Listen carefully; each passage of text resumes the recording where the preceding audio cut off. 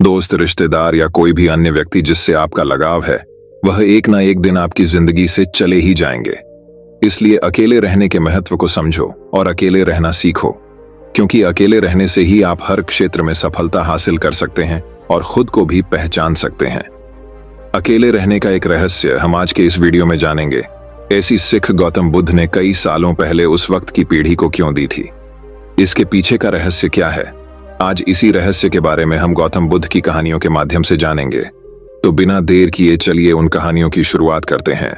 पहली कहानी, अकेले लड़ने की ताकत। कभी कभी हमें जीवन में अकेले लड़ने की आवश्यकता होती है। ये कहानी एक ऐसे लड़के की है जो अपने लक्ष्य की ओर आगे बढ़ने के लिए अपनी अकेलापन को एक सुनहरा अवसर बनाता है। एक समय की बात है, एक छोटे से गांव में एक लड़का रहता था। वह बहुत सपने देखता था और अपने लक्ष्यों की प्राप्ति के लिए प्रयास करने का निरंतर जुनून रखता था, परंतु उसके पास न कोई साथी था, न कोई मार्गदर्शन करने वाला। उसके परिवार में भी उसकी सपनों को समझने वाला कोई नहीं था। इसलिए उसे लगता था कि वह अकेलेपन की जंजीरों में बंद है और उसके सपने अधूरे रहेंगे। फिर भी उसने निरंतर मेहनत की और अपनी आत्मविश्वास की आवाज को बुलंद किया। उसकी इच्छा शक्ति और संघर्ष ने उसे सही दिशा में आगे बढ़ाने की शक्ति दी। एक दिन उसे अपने गांव के बाहर एक पुस्तकालय का पता चला। वह आश्चर्यचकित हुआ, क्योंकि उसे पहले कभी ऐसी जगह नजर नहीं आई थी। धीरे धीरे उसने उस पुस्तकालय के दरवाजे पर कदम रखा। वहां जाकर उसने देखा कि लोग पुस्तकों के बीच खोए रहते हैं और वहां की शांतिपूर्णता और ज्ञान के वातावरण ने उसे संतुष्ट कर दिया। अपनी उत्कृष्टता को पहचानते हुए उसने निर्णय लिया कि वह पुस्तकालय में समय बिताएगा। धीरे धीरे वह पुस्तकालय की विभिन्न किताबों को पढ़ने लगा और नई दुनिया की खोज में निकल पड़ा। दिनों बिताने के साथ साथ उसका ज्ञान बढ़ता गया और वह अच्छे लेखकों और दर्शकों के साथ रिश्ते बनाने लगा। इसी के साथ उसने लिखने का भी मन बना लिया। उसने कई लेख लिखे, जिसमें से उसका एक लेख प्रकाशित हुआ और उसे अवसर मिला अपने लेखकीय कौशल को दुनिया के सामने प्रदर्शित करने का। वह लड़का जिसने कभी अकेलापन को एक रुकावट समझा था, अब एक प्रेरणादायक उदाहरण बन गया। लोग उसे मान्यता देने लगे और वह लड़का अपने लक्ष्यों की ओर अग्रसर होने में सफल हुआ। इस कहानी से हमें यह सीख मिलती है कि अकेलेपन को एक सुनहरा अवसर बनाने के लिए हमें संघर्ष करना चाहिए। हमारी संयमितता, समर्पण और मेहनत हमें अपने लक्ष्यों की प्राप्ति की ओर आगे बढ़ा सकती है।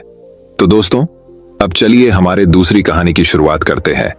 दूसरी कहानी, जीवन में कुछ बड़ा करना हो तो बड़ी रखो सोच, तभी सफलता भी होगी बड़ी। आज की यह कहानी इस बात पर आधारित है कि जीवन में अगर कुछ बड़ा करना है तो व्यक्ति को अपनी सोच बड़ी रखनी चाहिए। अगर व्यक्ति के सपने बड़े होंगे तभी सफलता भी बड़ी होगी। इसके लिए व्यक्ति को बड़ा सोचना होगा। आइए सुनते हैं यह प्रेरक कहानी।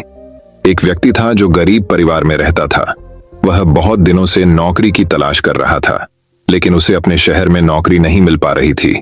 ऐसे में उसने दूसरे शहर में किस्मत आजमाने का फैसला किया। उसने अगले ही दिन ट्रेन पकड़ी और दूसरे शहर की तरफ निकल गया। उसकी मां ने एक टिफिन बॉक्स में रोटियां रख कर दी। वह इतना गरीब था कि उसके घर में सब्जी नहीं बनती थी। ऐसे में बस उसकी मां ने रोटियां ही दी थीं। जब उसका आधा सफर तय हो गया तब उसे भूख लगी। उसने टिफिन निकाला और रोटियां खाने लगा। जैसे वो रोटी खा रहा था, उससे उसके आसपास बैठे लोग उसे देख रहे थे। वह पहले रोटी तोड़ता, फिर टिफिन में कुछ घुमाकर कौर को मुंह में डालता। ऐसा लग रहा था मानो वह रोटी के साथ सब्जी भी खा रहा है। लोग उसे हैरान होकर देख रहे थे। वो ऐसा क्यों कर रहा था उन्हें समझ नहीं आ रहा था। लोग उसे ऐसे ही देख रहे थे, लेकिन एक व्यक्ति ने उससे पूछ ही लिया, भाई, तुम्हारे टिफिन बॉक्स में बस रोटियां ही हैं, तो उसे टिफिन में घुमाकर मुंह में क्यों डाल रहे हो? युवक ने जवाब दिया कि हाँ, मेरे पास केवल रोटी है, लेकिन इस खाली टिफिन में रोटी घुमाकर मैं यह सोच रहा हूं कि मैं रोटी के साथ अचार भी खा रहा हूं। व्यक्ति ने पूछा कि क्या इससे उसे अचार का स्वाद आ रहा है? युवक ने कहा कि मैं रोटी अचार सोचकर खा रहा हूं तो मुझे स्वाद भी आ रहा है।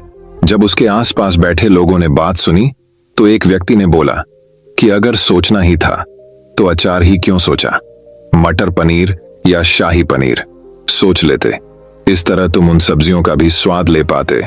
बड़ा सोचो तभी सफलता बड़ी मिलेगी। अगर व्यक्ति के सपने बड़े होंगे तभी सफलता भी बड़ी होगी। इसके लिए व्यक्ति को बड़ा सोचना होगा। तो दोस्तों, अब चलिए हमारे तीसरी कहानी की शुरुआत करते हैं। तीसरी कहानी, सफलता का मार्ग। इस कहानी में हम एक युवा लड़के की कहानी सुनते हैं जो अपने सपनों की पूर्ति के लिए संघर्ष करता है। यह कहानी हमें यह बताती है कि सफलता के लिए हमें संघर्ष करना होता है और हमारी मेहनत, समर्पण और परिश्रम के बिना हम सफल नहीं हो सकते। एक बार की बात है, एक छोटे से गांव में एक युवा लड़का अपने गरीब माता पिता के साथ परिवार में रहता था, जहां आर्थिक संकट के दिन चलना सामान्य था। लड्डी डीके के मन में बड़े बड़े सपने थे। वह एक सफल व्यापारी बनना चाहता था। लड़का रोजाना ग्रंथालय जाता था और किताबें पढ़कर अपने ज्ञान को बढ़ाता था। उसके पास कुछ भी धन नहीं था, लेकिन उसने किसी भी मुसीबत को हराने का संकल्प बनाया था। उसने एक छोटे से दुकान में काम करना शुरू किया और अपनी मेहनत और समर्पण से अपनी कमाई बचाने लगा। वह दिन रात मेहनत करता, धैर्य रखता और निरंतर अपने लक्ष्य की ओर बढ़ता रहता। ढके के माता पिता उसके सामरिकता और परिश्रम को देखकर गर्व महसूस करते थे और उसे हमेशा समर्थन देते थे। समय बीतता गया और लड़का बड़ा हो गया। वह जहां काम करता था उसने अपने बचत के पैसे से वही व्यापार करना शुरू कर दिया। देखते ही देखते वह अब एक सफल व्यापारी बन चुका था, जिसने अपने सपनों को हकीकत में बदला था। उसने अपनी दुकान को बड़ा कर दिया, कर्मचारियों को रखा और अपने व्यापार को नई ऊंचाइयों तक पहुंचाया। लड़के की कठिनाइयों और संघर्षों भरी यात्रा उसे यह सिखाती रही कि सफलता पाने के लिए हमें धैर्य और संघर्ष करना होता है। धन, सामर्थ्य या सामग्री की कमी होने के बावजूद लड्ढका अपने सपनों को प्राप्त करने के लिए सदैव मेहनत करता रहा और अपने लक्ष्य के प्रति समर्पित रहा। इस कहानी से हमें यह अद्भुत संदेश प्राप्त होता है कि सफलता पाने के लिए हमें निरंतर प्रयास करना चाहिए। हमें अपने सपनों की प्राथमिकता देनी चाहिए और उन्हें हासिल करने के लिए हमेशा मेहनत और समर्पण दिखाना चाहिए, चाहे जीवन के किसी भी क्षेत्र में हो। संघर्ष और परिश्रम हमारी सफलता की मुख्य चाबी होती है। तो दोस्तों, अब चलिए हमारे चौथी कहानी की शुरुआत करते हैं। चौथी कहानी, सपनों की उड़ान। इस कहानी में हम एक छोटे से गांव की बच्ची की कहानी सुनते हैं जो अपने सपनों को पूरा करने के लिए कठिनाइयों का सामना करती है। एक छोटे से गांव में लक्ष्मी नाम की एक बच्ची रहती थी। वह बहुत ही संवेदनशील और सपनों की दुनिया में खोई रहने वाली थी। लक्ष्मी के दिल में एक सपना था कि वह एक दिन अपने गांव को ऊंचाइयों तक ले जाएगी और उसे खुशहाली और सम्मान की ऊंचाइयां प्राप्त होंगी। लक्ष्मी के पास गरीबी के कारण कई कठिनाइयां थीं। उसके परिवार को रोजगार की कमी थी और उन्हें बुनियादी आवश्यकताओं को पूरा करने के लिए संघर्ष करना पड़ता था। लेकिन लक्ष्मी नहीं हारी। वह हमेशा अपने सपनों के पीछे लगी रहती थी। उसका पहला कदम उसने शिक्षा में आगे बढ़ाकर उठाया। गांव में उसके स्कूल नहीं था, लेकिन उसने खुद को पढ़ाई के लिए समर्पित कर दिया। वह दूसरे गांव जाती और पढ़ाई के लिए पूरी मेहनत करती। संघर्ष और कठिनाइयों के बावजूद वह अपने लक्ष्य की ओर बढ़ रही थी। लक्ष्मी की दृढ़ता और मेहनत ने उसे सफलता की ओर ले जाया। उसने अपनी पढ़ाई पूरी की और उच्च शिक्षा हासिल की।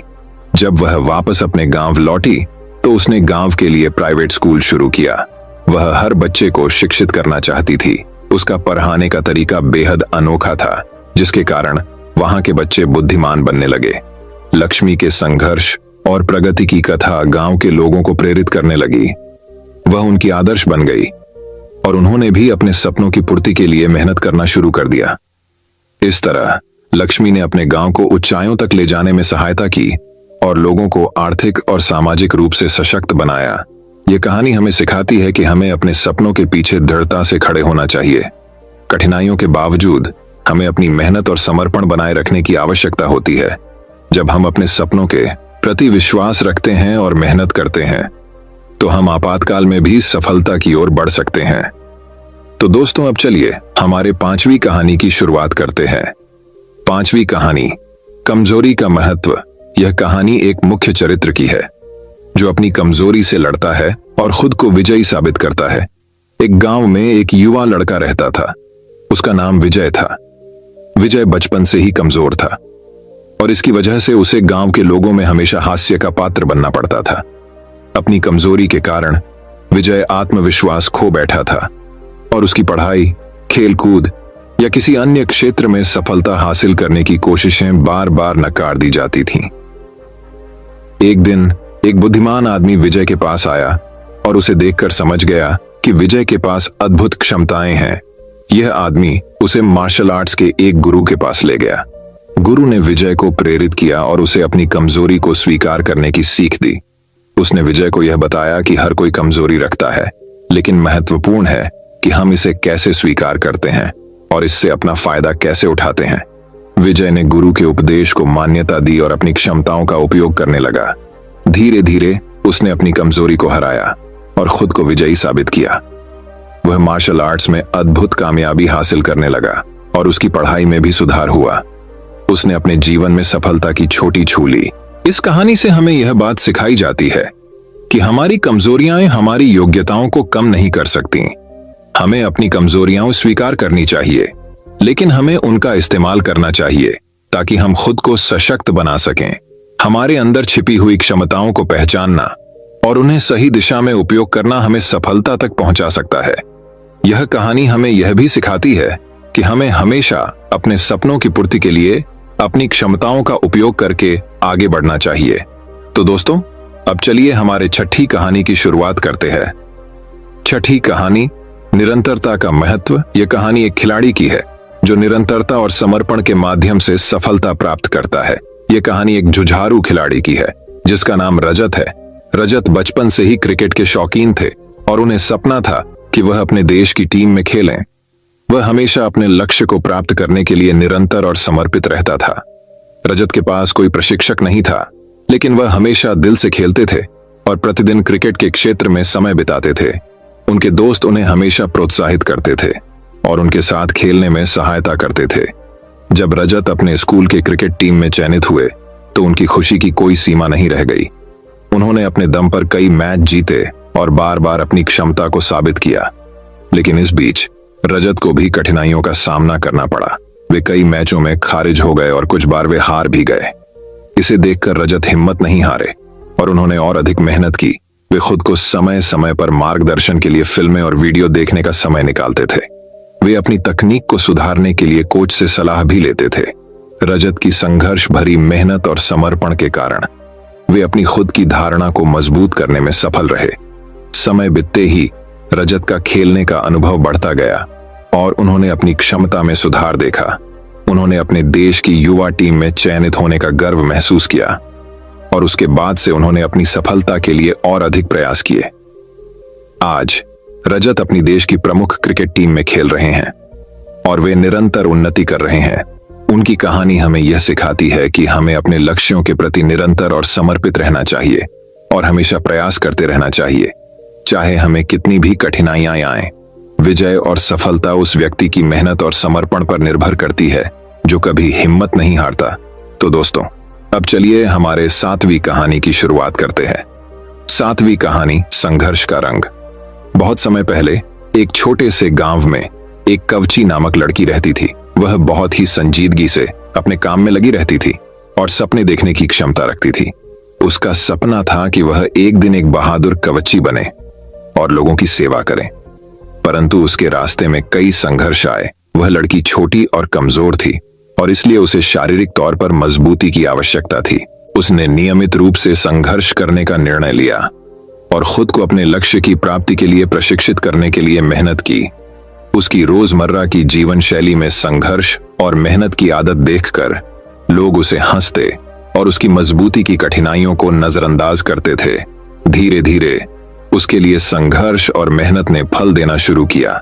वह रोज नए चुनौतियों का सामना करती, अपनी क्षमता को सीमित करने के बावजूद नहीं हारती। उसकी आत्मविश्वास और संघर्ष की भावना ने उसे बड़े ऊंचाइयों तक पहुंचाया। उसे दिल से विश्वास था कि जब वह अपने संघर्षों को परिहार करेगी तो वह अपने सपने को प्राप्त करेगी। एक दिन एक महान संघर्ष के बाद उसने अपने लक्ष्य को पूरा कर लिया। वह एक विख्यात कवची बन गई और अपने लोगों की सेवा करने लगी। उसकी मजबूती, संघर्ष और मेहनत ने उसे एक आदर्श बना दिया। लोग उसे प्रेरणादायक मानते थे और उसकी कहानी को उनके लिए एक संदेश के रूप में देखते थे। इस कहानी से हमें यह सीख मिलती है कि जीवन में संघर्ष होना स्वाभाविक है। हमें संघर्षों को देखकर नहीं डरना चाहिए, बल्कि उनसे सीखना चाहिए और अपनी मेहनत और संघर्ष की मदद से अपने लक्ष्य की प्राप्ति करनी चाहिए।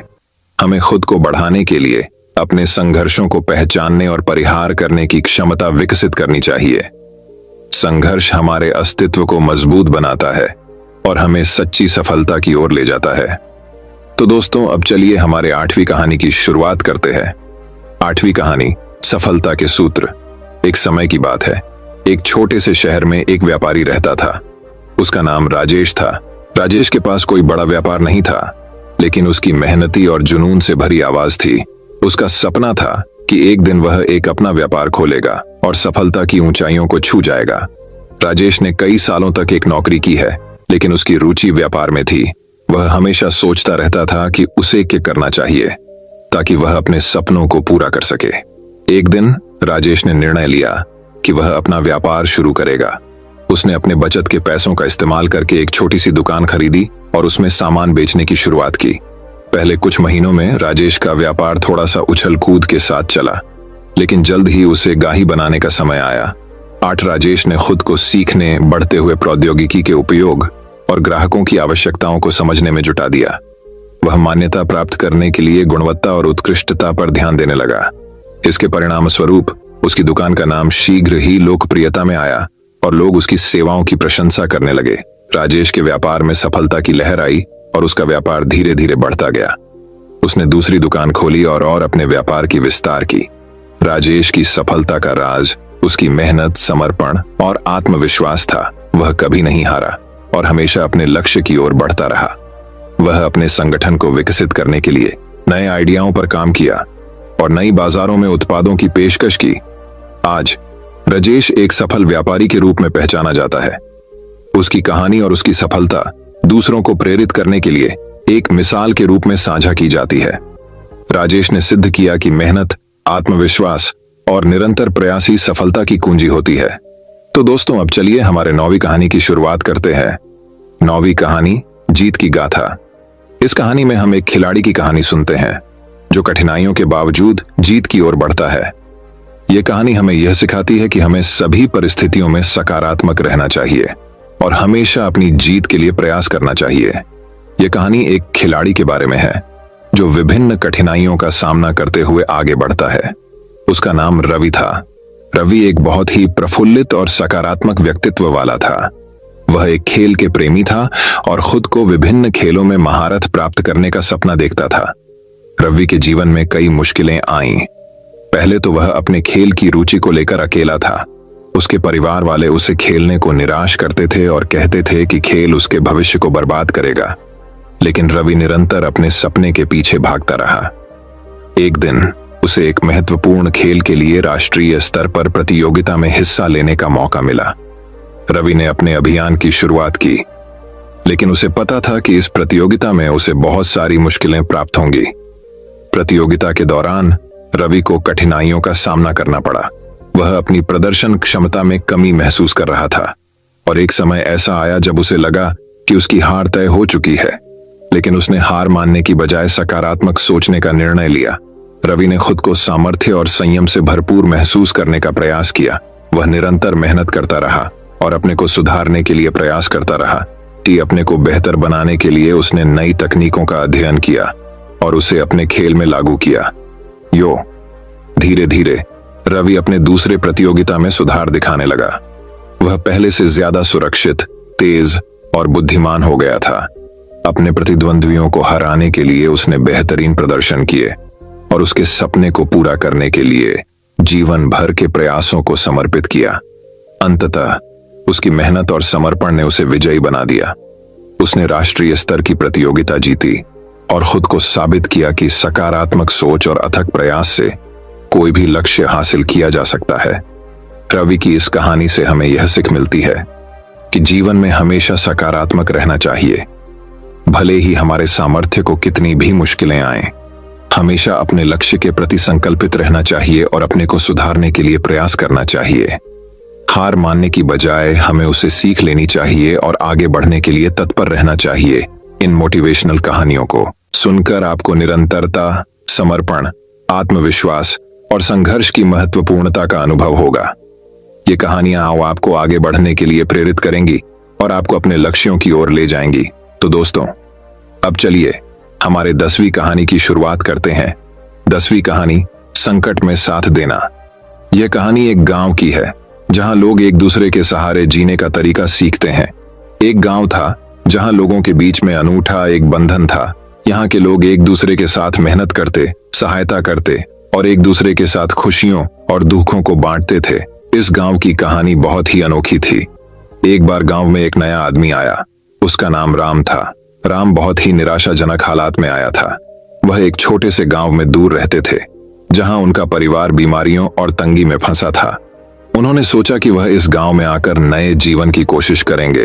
राम गांव में आकर एक आदर्श बनने के लिए प्रयास करने लगे। वे हर काम में मेहनत करते, दूसरों की सहायता करते और सबके लिए प्रेरणा स्रोत बन गए। दूसरे लोगों की खुशियों और दुखों में भी वे सहभागी रहते। एक बार गांव में बड़ा दुहक का समय भी आया जब गांव के मुखिया का बेटा अचानक बीमार पड़ गया। उसकी स्थिति गंभीर थी और उसके परिवार को इलाज के लिए पैसों की आवश्यकता थी। लेकिन गरीबी के कारण परिवार के पास इतनी धनराशि नहीं थी। जब राम ने इसे सुना, उन्होंने तत्परता से अपनी सभी बचत की राशि का उपयोग करके परिवार की मदद की। वे नहीं चाहते थे कि इस दुखी परिवार को किसी भी हमारी तरह जूझना पड़े। उन्होंने बचत की राशि के साथ साथ दूसरे गांव वालों को भी अपील की और उन्होंने भी उस परिवार की सहायता की। इस आपातकाल में गांव वालों ने एक बड़ी टीम बना ली। सभी ने मेहनत करके और अपने संगठन के साथ मिलकर इलाज के लिए पैसे इकट्ठा किए। थोड़े समय के बाद बेटे का इलाज हुआ और वह पूरी तरह स्वस्थ हो गया। इस घटना के बाद गांव वालों के मदद करने के इरादे एक दूसरे के साथ और भी मजबूत हो गए। यह उनकी सद्भावना, नेकी और सामर्थ्य का परिणाम था। वे सभी ने समझा कि दूसरों की मदद करके ही हमारा असली लक्ष्य पूरा होता है। वह गांव अब एक परिवार की तरह था जहां हर कोई एक दूसरे का सहारा था। यहाँ के लोग अपनी खुशियों और दुखों को साझा करते, एक दूसरे की मदद करते और अपने संघर्षों को साथ में झेलते थे। वे सब मिलकर इस दुनिया में एक सुंदर और समृद्ध जीवन जीने का तरीका सीख गए। तो दोस्तों, अब चलिए हमारे 11वीं कहानी की शुरुआत करते हैं। 11वीं कहानी दोस्तों बात बहुत समय पहले की है। विशाल नगर राज्य में एक बढ़ई था। वह दूर के शहर में एक सेठ के यहाँ काम करने गया। एक दिन काम करते करते उसकी आरी टूट गई। बिना आरी के वह काम नहीं कर सकता था और वापस अपने गांव लौटना भी मुश्किल था। इसलिए वह शहर से पास एक गांव पहुंचा। इधर उधर पूछने पर उसे लोहार का पता चल गया। वह लोहार के पास गया और बोला, भाई मेरी आरी छूट गई है, तुम मेरे लिए एक अच्छी सी आरी बना दो। लोहार बोला, बना दूंगा पर इसमें समय लगेगा। तुम कल इसी वक्त आकर मुझसे आरी ले सकते हो। बढ़ई को तो जल्दी थी, सो उसने कहा, भाई कुछ पैसे अधिक ले लो पर मुझे अभी आरी बना कर दे दो। बात पैसे की नहीं है भाई, अगर मैं इतनी जल्दबाजी में औजार बनाऊंगा तो मुझे खुद उससे संतुष्टि नहीं होगी। मैं औजार बनाने में कभी भी अपनी तरफ से कोई कमी नहीं रखता। लोहार ने समझाया। बड़ी तैयार हो गया और अगले दिन आकर अपनी आरी ले गया। आरी बहुत अच्छी बनी थी। बड़ी पहले की अपेक्षा आसानी से और पहले से बेहतर काम कर पा रहा था। बड़ी ने खुशी से ये बात अपने सेठ को भी बताई और लोहार की खूब प्रशंसा की। सेठ ने भी आरी को करीब से देखा। इसके कितने पैसे लिए उस लोहार ने? सेठ ने बड़ी से पूछा। 10 रुपए। सेठ ने मन ही मन सोचा कि शहर में इतनी अच्छी आरी के तो कोई भी 30 रुपए देने को तैयार हो जाएगा। क्यों ना उस लोहार से ऐसी दर्जनों आरियां बनवाकर शहर में बेचा जाए। अगले दिन सेठ लोहार के पास पहुंचा और बोला, मैं तुमसे ढेर सारी आरियां बनवाऊंगा और हर आरी के 10 रुपये दूंगा, लेकिन मेरी एक शर्त है, आज के बाद तुम सिर्फ मेरे लिए काम करोगे, किसी और को आरी बनाकर नहीं बेचोगे। मैं आपकी शर्त नहीं मान सकता। लोहार बोला। सेठ ने सोचा कि लोहार को और अधिक पैसे चाहिए। वह बोला, ठीक है, मैं तुम्हें हर आरी के 15 रुपए दूंगा। अब तो मेरी शर्त मंजूर है। लोहार ने कहा, नहीं, मैं अभी भी आपकी शर्त नहीं मान सकता। मैं अपनी मेहनत का मूल्य खुद निर्धारित करूंगा। मैं आपके लिए काम नहीं कर सकता। मैं इस दाम से संतुष्ट हूं, इससे ज्यादा दाम मुझे नहीं चाहिए। बड़े अजीब आदमी हो, भला कोई आती हुई लक्ष्मी को मना करता है? व्यापारी ने आश्चर्य से बोला। लोहार बोला, आप मुझसे आरी लेंगे, फिर उसे दुगने दाम में गरीब खरीदारों को बेचेंगे, लेकिन मैं किसी गरीब के शोषण का माध्यम नहीं बन सकता। अगर मैं लालच करूंगा तो उसका भुगतान कई लोगों को करना पड़ेगा, इसलिए आपका यह प्रस्ताव मैं स्वीकार नहीं कर सकता। सेठ समझ गया कि एक सच्चे और ईमानदार व्यक्ति को दुनिया की कोई दौलत नहीं खरीद सकती। वह अपने सिद्धांतों पर अडिग रहता है। अपने हित से ऊपर उठकर और लोगों के बारे में सोचना एक महान गुण है। लोहार चाहता तो आसानी से अच्छे पैसे कमा सकता था, पर वह जानता था कि उसका जरा सा लालच बहुत से जरूरतमंद लोगों के लिए नुकसानदायक साबित होगा, और वह सेठ के लालच में नहीं पड़ता। दोस्तों, अगर ध्यान से देखा जाए तो लोहार की तरह ही हम में से अधिकतर लोग जानते हैं कि कब हमारी खुदगर्जी या लालच की वजह से बाकी लोगों को नुकसान होता है, पर यह जानते हुए भी हम अपने फायदे के लिए काम करते हैं। हमें इस स्वभाव को बदलना होगा। बाकी लोग क्या करते हैं इसकी परवाह किए बगैर हमें खुद ये फैसला करना होगा कि हम अपने फायदे के लिए ऐसा कोई काम न करें जिससे औरों को तकलीफ पहुंचती हो। तो दोस्तों, अब चलिए हमारे 12वीं कहानी की शुरुआत करते हैं। 12वीं कहानी। दोस्तों, वही एक और कहानी की शुरुआत कुछ इस प्रकार होती है। बहुत समय पहले की बात है। एक राजा को उपहार में बाज के 2 बच्चे भेंट मिले थे। वे बड़ी ही अच्छी नस्ल के थे और राजा ने कभी इससे पहले इतने शानदार बाज नहीं देखे थे। राजा ने उनकी देखभाल के लिए एक अनुभवी आदमी को नियुक्त कर दिया। जब कुछ महीने बीत गए तो राजा ने बाजों को देखने का मन बनाया और उस जगह पहुंच गए जहां उन्हें पाला जा रहा था। राजा ने देखा कि दोनों बाज काफी बड़े हो चुके थे और अब पहले से भी शानदार लग रहे थे। राजा ने बाजों की देखभाल कर रहे आदमी से कहा, मैं इनकी उड़ान देखना चाहता हूं, तुम इन्हें उड़ने का इशारा करो। आदमी ने ऐसा ही किया। इशारा मिलते ही दोनों बाज उड़ान भरने लगे, पर जहां एक बाज आसमान की ऊंचाइयों को छू रहा था, वहीं दूसरा कुछ ऊपर जाकर वापस उसी डाल पर आकर बैठ गया जिससे वो उड़ा था। ये देख राजा को कुछ अजीब लगा। क्या बात है, जहां एक बाज इतनी अच्छी उड़ान भर रहा है, वहीं ये दूसरा बाज उड़ना ही नहीं चाह रहा? राजा ने सवाल किया। जी हुजूर, इस बाज के साथ शुरू से यही समस्या है। वो इस डाल को छोड़ता ही नहीं। राजा को दोनों ही बाज प्रिय थे और वो दूसरे बाज को भी उसी तरह उड़ान देखना चाहते थे।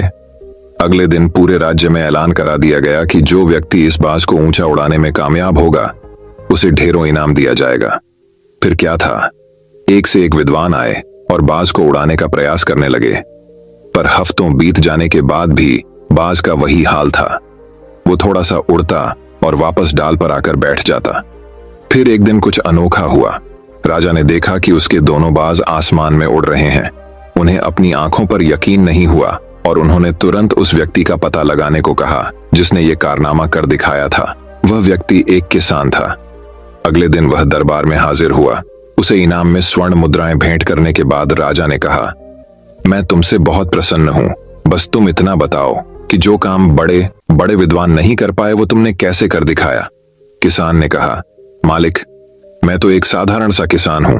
मैं ज्ञान की ज्यादा बातें नहीं जानता।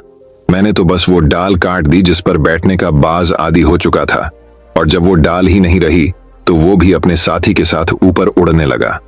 दोस्तों, हम सभी ऊंचा उड़ने के लिए ही बने हैं, लेकिन कई बार हम जो कर रहे होते हैं उसके इतने आदी हो जाते हैं कि अपनी ऊंची उड़ान भरने की, कुछ बड़ा करने की काबिलियत को भूल जाते हैं। यदि आप भी सालों से किसी ऐसे ही काम में लगे हैं जो आपके सही आंतरिक शक्ति के मुताबिक नहीं है, तो एक बार जरूर सोचिए कि कहीं आपको भी उस डाल को काटने की जरूरत तो नहीं जिस पर आप बैठे हुए हैं। तो दोस्तों, अब चलिए हमारे 13वीं कहानी की शुरुआत करते हैं। 13वीं कहानी। दोस्तों, वही अब एक और कहानी की शुरुआत कुछ इस प्रकार होती है। विश्व के महानतम दार्शनिकों में से एक सुकरात एक बार अपने शिष्यों के साथ बैठे कुछ चर्चा कर रहे थे। तभी वहां अजीबोगरीब वस्त्र पहने एक ज्योतिषी आ पहुंचा। वह सबका ध्यान अपनी ओर आकर्षित करते हुए बोला, मैं ज्ञानी हूं, मैं किसी का चेहरा देखकर उसका चरित्र बता सकता हूं। बताओ, तुम में से कौन मेरी इस विद्या को परखना चाहेगा? शिष्य सुकरात की तरफ देखने लगे। सुकरात ने उस ज्योतिषी से अपने बारे में बताने के लिए कहा। अब वह ज्योतिषी उन्हें ध्यान से देखने लगा। सुकरात बहुत बड़े ज्ञानी तो थे, लेकिन देखने में बड़े सामान्य थे, बल्कि उन्हें कुरूप कहना कोई अतिशयोक्ति न होगी। ज्योतिषी उन्हें कुछ देर निहारने के बाद बोला, तुम्हारे चेहरे की बनावट बताती है कि तुम सत्ता के विरोधी हो। तुम्हारे अंदर द्रोह करने की भावना प्रबल है। तुम्हारी आंखों के बीच पड़ी सिकुड़न तुम्हारे अत्यंत क्रोधी होने का प्रमाण देती है। ज्योतिषी ने अभी इतना ही कहा था कि वहां बैठे शिष्य अपने गुरु के बारे में ये बातें सुनकर गुस्से में आ गए और उस ज्योतिषी को तुरंत वहां से जाने के लिए कहा। पर सुकरात ने उन्हें शांत करते हुए ज्योतिषी को अपनी बात पूर्ण करने के लिए कहा। ज्योतिषी बोला, तुम्हारा बेडौल सिर और माथे से पता चलता है कि तुम एक लालची ज्योतिषी हो। और तुम्हारी ठुड्डी की बनावट तुम्हारे सन की होने की तरफ इशारा करती है। इतना सुनकर शिष्य और भी क्रोधित हो गए, पर इसके उलट सुकरात प्रसन्न हो गए और ज्योतिषी को इनाम देकर विदा किया। शिष्य सुकरात के इस व्यवहार से आश्चर्य में पड़ गए और उनसे पूछा, गुरुजी, आपने उस ज्योतिषी को इनाम क्यों दिया, जबकि उसने जो कुछ भी कहा वो सब गलत है? नहीं पुत्रों, ज्योतिषी ने जो कुछ भी कहा वो सब सच है। उसके बताए सारे दोष मुझ में हैं। मुझे लालच है, क्रोध है, और उसने जो कुछ भी कहा वो सब है। पर वह एक बहुत जरूरी बात बताना भूल गया। उसने सिर्फ बाहरी चीजें देखी, पर मेरे अंदर के विवेक को नहीं आंक पाया, जिसके बल पर मैं इन सारी बुराइयों को अपने वश में किए रहता हूं। बस वह यहीं चूक गया। वह मेरे बुद्धि के बल को नहीं समझ पाया। सुकरात ने अपनी बात पूर्ण करते हुए कहा, सभी के अंदर लालच, कामना, क्रोध होता है, लेकिन ये तो उस व्यक्ति पर निर्धारित होता है कि वो इन भावों को अपने काबू में कैसे कर पाता है। जो व्यक्ति अपनी बुद्धि का इस्तेमाल कर पाता है, वो अपने अंदर की बुराइयों को लोगों के सामने प्रस्तुत करने का खुद को मौका ही नहीं देता। मित्रों, यह प्रेरक प्रसंग बताता है कि बड़े से बड़े इंसान में भी कमियां हो सकती हैं, पर यदि हम अपनी बुद्धि का प्रयोग करें तो सुकरात की तरह ही उन कमियों से पार पा सकते हैं। दोस्तों, मैं उम्मीद करता हूं कि यह कहानी सुनने से आपके जीवन में अच्छे बदलाव आए होंगे। आपको इस वीडियो से क्या सीखने मिला, ये कमेंट करके जरूर बताएं और अपने परिवार, दोस्तों या आपके करीबी इंसान के साथ ये कहानी शेयर करके उन्हें भी इस ज्ञान से परिचित करवाएं। बाकी अगर आपको यह वीडियो दिल से अच्छी लगी हो तभी इस वीडियो को लाइक कर देना, और आपने अब तक इस चैनल को सब्सक्राइब न किया हो तो चैनल को सब्सक्राइब भी जरूर कर देना। आपका हर दिन शुभ हो और खुशियों से आपका जीवन भरा रहे। धन्यवाद। नमो बुद्धाय।